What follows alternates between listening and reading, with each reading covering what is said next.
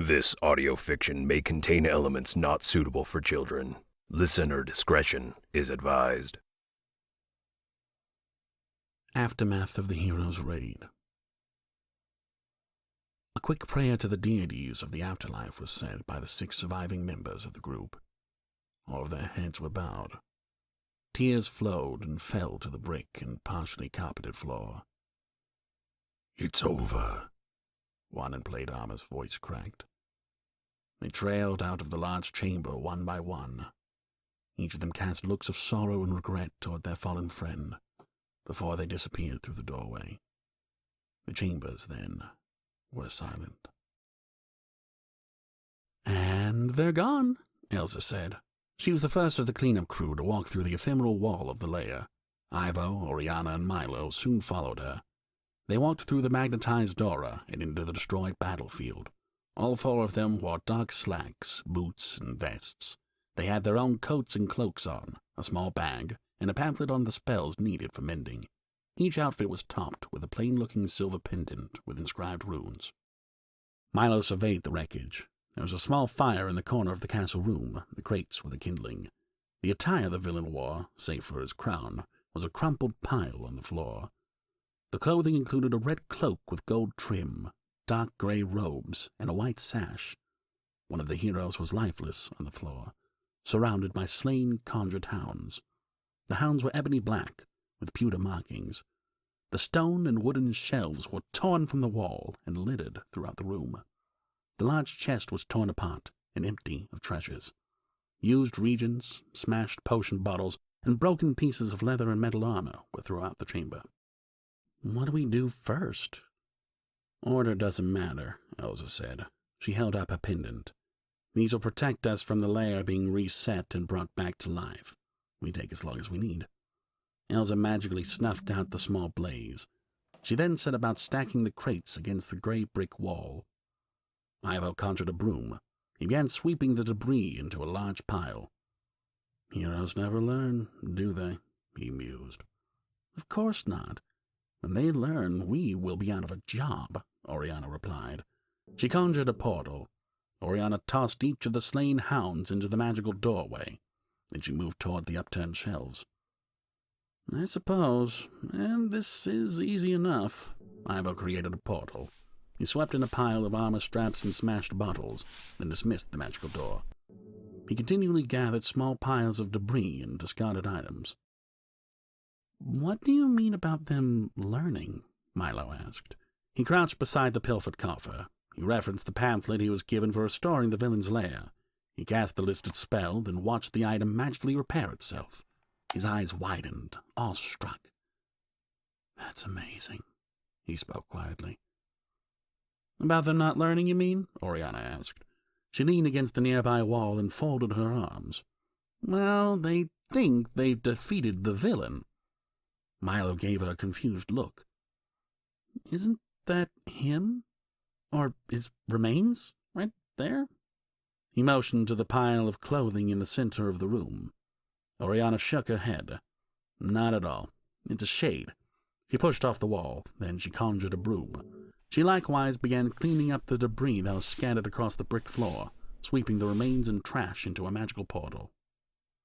"A shade?" Milo rubbed the back of his head sheepishly. "I have no idea what that means." "He's an illusion, a puppet of sorts," Ivo explained. The sounds of their broom's bristles catching the glass and leather straps echoed through the nearly empty chambers. Ivo looked at the newest member of their cleanup group. "Basically, a magic copy. This version of the Dark Overlord has just enough autonomy and magical ability to fool your average hero. They all believe they saved the world by slaying the Dark Overlord, but he's too busy to deal with your average heroes, so he made this lair to entertain their need for heroics and bravery." "Sounds complicated," Milo remarked. Ivo shrugged. "I guess. If I had a busy schedule as the Dark Overlord, I'd come up with something to save me the time of striking down every challenger, too." "Absolutely," Oriana said with a nod. But imagine if people actually got into your residence, and they got in by force with the intention of slaying you. It'd be annoying and inconvenient. Oriana leaned forward, shifting her weight. You'd get no sleep. Ivo snapped his fingers and pointed toward Oriana. True. Milo shrugged. All fair points, I suppose, but why have us clean the lair? Elsa lit one of the torches in the sconces that lined the walls. So the next group through believes they were the ones to slay the Dark Overlord. She took the lit torch, then used it to ignite the other torches while she walked around the chamber, still glancing at the other three. There's some sort of spell where all of the heroes have the belief they're the ones who slew the Dark Overlord. I don't know the specifics. Cleanup magic is my specialty, and that's as complicated as I like it. Milo looked at the well-lit chamber. Save for the empty chest and the pile of clothing in the middle of the room, everything was returned to perfect order. The room could pass for untouched and unoccupied. So we move on to the next room? He guessed. Not at all, Elsa answered. She wiped her sweat on the end of her cloak. She let out a weighty sigh. This is the largest lair in the world. There are dozens of teams cleaning everything. We only clean the treasure vault room. Milo whistled. Oh, wow. I had no idea. Ivo smiled. But another day of work done. I think we can check in with the others. He moved to stand beside Elsa. Oriana closed the treasure chest. Then she ran to Elsa's side. I think this room's ready. Milo's eyes went to the crumpled attire in the room's center. We just leave the clothes? He said, confused. You'll see, Oriana assured him. Elsa held up her hand. Menima. She whispered the word. A spectral bird cawed. It appeared on Elsa's index finger. Alenkos. A small scroll formed, tied to the bird's foot. The bird spread its wings, then zipped through the treasure room into the adjacent room. Only seconds later, the spectral bird returned. Elsa cupped her hands. She caught several small scrolls, each tied off with a different colored ribbon. Oriana looked down at the colors. Entryway, garden, courtyard, armory, wizard tower, and the pit. She shrugged. Quick clean-up job for everybody today, then. Ivo whistled. Maybe they skipped the extra rooms. You would think the loot would tempt them, Elsa said, her voice a verbal shrug. Pressed for time? Ivo guessed. Maybe so, Elsa agreed. But that is not our concern. We have only to clean up the mess left behind by adventurers pretending to be heroes. That's how we get a sack of silver shillings at the end of the day. Elsa disposed of the scrolls through the barrier. The messenger bird perched on her shoulder. She walked to the edge of the magnetic field. Ivo and Oriana followed. Milo, you don't want to get caught inside the barrier. Milo took a quick look around. He then scurried to the others. What do we do now? Tell us, Elsa said. The bird took off flying into the next room. The creature returned seconds later, then became a puff of smoke. It's time. Elsa removed her pendant. Ivo, then Oriana did as well. Milo fumbled with the accessory, then pulled it off. He stared incredulously as the room came to life.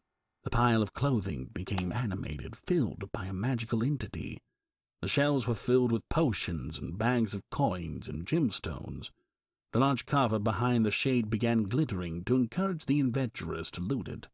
Several large black dogs with silver stripes and glowing orange eyes manifested from the empty air. Wow.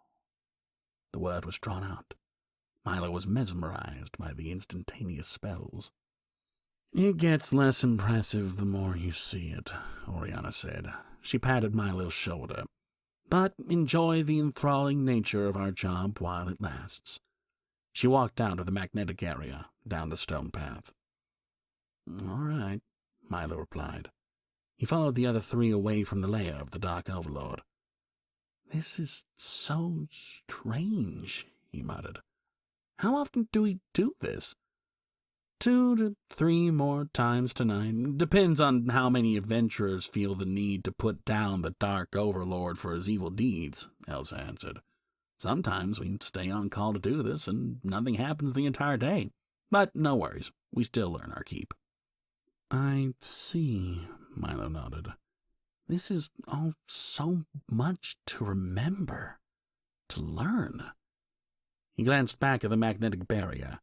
It was a fair distance away now, but the magic still filled his heart and mind with amazement to see the lair brought to life after being cleaned and restored. "You'll get the hang of everything eventually. We're sometimes with different groups, but we take the pamphlets, and the room we end up in gets filled by the lair's magic." Ivo waved his now blank pamphlet emphatically. "Eventually, this becomes second nature to you." "I hope you're right," Milo smiled. "I want to be good at the job." "Whatever we've got to do to earn our sack of shillings." Ivo's voice was nonchalant. "But how do heroes never learn?" Milo asked. A small group approached the cleaner's headquarters. "Is it something about a spell that makes all heroes think they're the first to slay the Dark Overlord?" Elsa shrugged. "I don't know the specifics. I only know that the Dark Overlord has fail-safe measures in place, so people keep going to these lairs to slay him and his minions. I don't care to know the more complicated details." Milo rubbed the back of his head sheepishly. Would anyone know how this is done? All of this is so fascinating to learn." "Ask around for a wizard," Ivo replied. "They write spells for the Dark Overlord. He can cast spells like anybody in the world. The magic we used to restore the dungeon was a series of spells and rituals, but writing them is difficult. He hires some people who specialize in the practice the way there are enchanters and alchemists and whatnot." Milo's heart raced. The new knowledge was exhilarating. "Thank you so much for the information. I cannot wait to ask around and learn more." He grinned, excited, as they returned to the headquarters.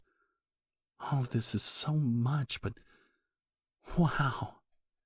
He looked around at the various people who walked through the headquarters. All of them in the immediate area wore the same uniform of dark slacks, a vest, and boots. He stopped walking and stroked his chin. "I wonder where the wizards are." His eyes darted from table to table. Groups of people were eating, drinking, reading, and whittling wood to pass the time.